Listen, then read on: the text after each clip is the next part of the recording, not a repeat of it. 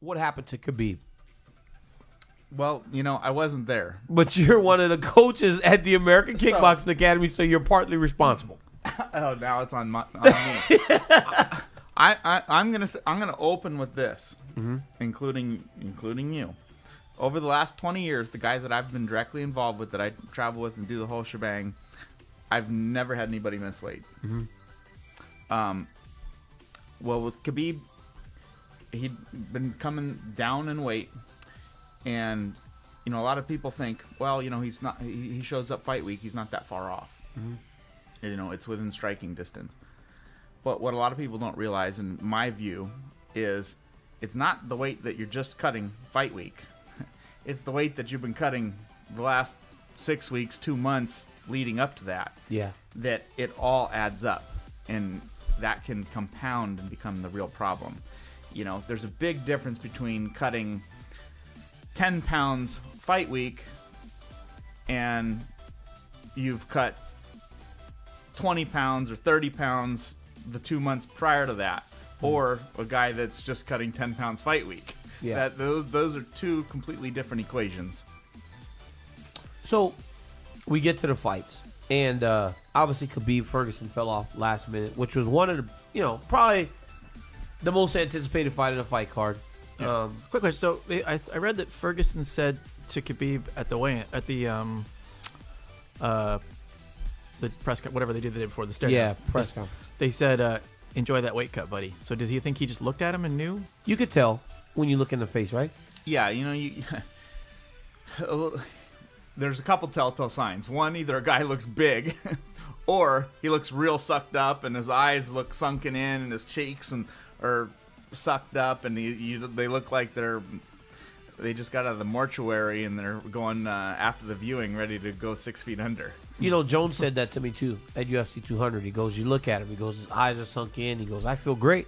He goes, he's already started to cut his weight. So you can tell in a guy's face. But that's one thing, especially in my shoes, is that every time I cut weight, I look like that. It doesn't change. So you could tell. You have many different looks. You have out of season, fat TV look. Yeah, TV nice, round and nice happy. And round. Nice and round. You have training camp, where it starts to thin down a little bit, and then you have pre-scale check. Death. That's just death. But to the fights though, Alistair Overeem last night delivered a devastating knockout of Mark Hunt.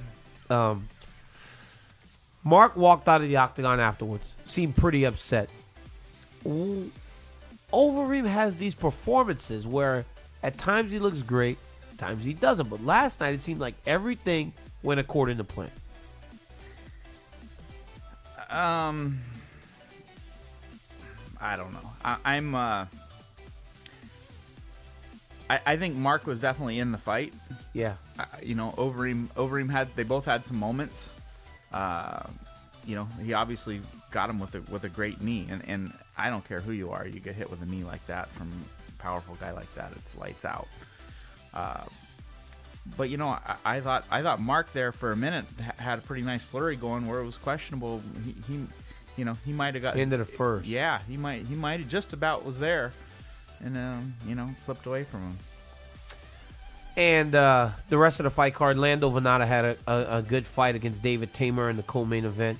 What was our I can't remember. It's been a week. What was who did we pick last week? It was that one fight. It was the one fight that came down to it. And who did I have? I can't remember. You had David Tamer, and you actually won. So it's like I didn't want to really say it because I knew you would actually stick it to me there. But I think we should just retire this whole contest after one event. We don't need to do it again. Absolutely not. Absolutely not. There are fights next week in the main event. We're gonna just skip to the main event. Woodley versus Thompson. Uneventful at best, Bob, is how I would describe that fight.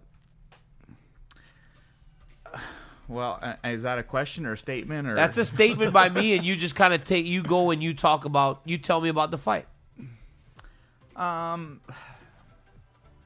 In the first few rounds, maybe that was Woodley's strategy, was to just kind of let him slow down a little bit, where where he wasn't quite as quick on his feet. I don't know, but he sure got it going in the fifth.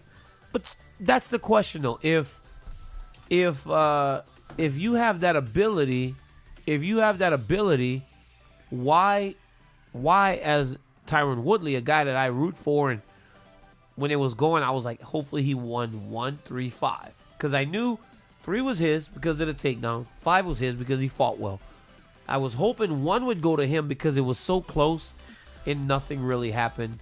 He actually got the decision. Why not just go after the kid? For sure, 5 was a 10-8. No way. No, I absolutely disagree. How? Because just because you get knocked down, it's not a 10-8, Bob. You don't get much closer to a finish Bob. than what that was. Mark Carthy was like, do I do I it? Stop get it, it? Bob. Do I not? I get it, Bob. But that was a 15, when 20-second flurry. It doesn't matter when the Bob. ref is gonna stop. When the ref is like questioning whether to stop the fight or not, there's a 10-8. Bob If Bennett, that is not, what is Bob, the 10-8? when it is a sustained dominance by one party over the next. That is the rule, Bob. You cannot say because unless we're scoring fights like boxing now. Whereas in boxing, the moment you fall, it's 10-8. You get clean knocked Bob. down and almost finished Bob with the Cook. referee ready to stop it. That's a 10-8. This is the first time so- where I've looked in your eyes and go, this guy doesn't know what he's talking about. So if the guy goes out there and dominates the whole round from That's 10-8. from beginning to end with a jab, but the guy's But in no I'm danger talking because it's about- a jab. I am talking about but it's a sustain- complete dominance because he lands 100 punches with a jab. Bob, is that a 10-8? Bob, I am talking about sustained dominance, Bob, where one guy looks Well, like he's got a great jab. that is 15 seconds, 20 seconds at. It was only 20 to 30 seconds at most. Okay, That we'll agree to disagree. By the way, No. context, Bob has been looking at me and Dennis and giving us clear looks like, yeah, obviously I'm right. Clearly I won yeah, this but that's argument. because that is how he thinks. But Bob Bennett, the commission, the Nevada State Athletic Commission went up and said himself, I disagree with one of my judges. They don't do that. And said that was not a 10-8 round. It can't be. But Well, maybe Bob Bennett's wrong. even without 10-8, even without the 10-8 round, Tyron still won the fight. But to score that 10-8 based on that explosion, I don't believe it's right, Bob. And I am the analyst. I'm the guy that works for Fox Sports. And this is my show, Nick. So we're going to go with I get the... You can't be wrong. So I am right, Dennis. Dennis, would you care to... Dennis just threw his mic on the ground and walked out when DC said it was his show. So Dennis? we'll get him back in here. Dennis, come on, stay. Come on, Just Dennis. stay for a Please. little Okay, bit. Come it's on. our show, Dennis. I'm sorry, our Yeah. show. What do you think? Oh yeah, who won this argument? It's a tough one. You don't know Bob from you don't know Bob. You don't know Bob. You're making eye contact, trying to intimidate him right now. I don't intimidate. That's one thing I turn don't around do. and look. That's one thing I don't DC do. did call you a nerd a little while ago. I mean, that's without watching the fight, I don't know. I just As a fan, what do you think is a more dominant round? Like clearly outclassing him without really hurting him, or a moment where you've this close to having him done? Which one would you give more credence to? I don't even know if that's the right word, but almost done.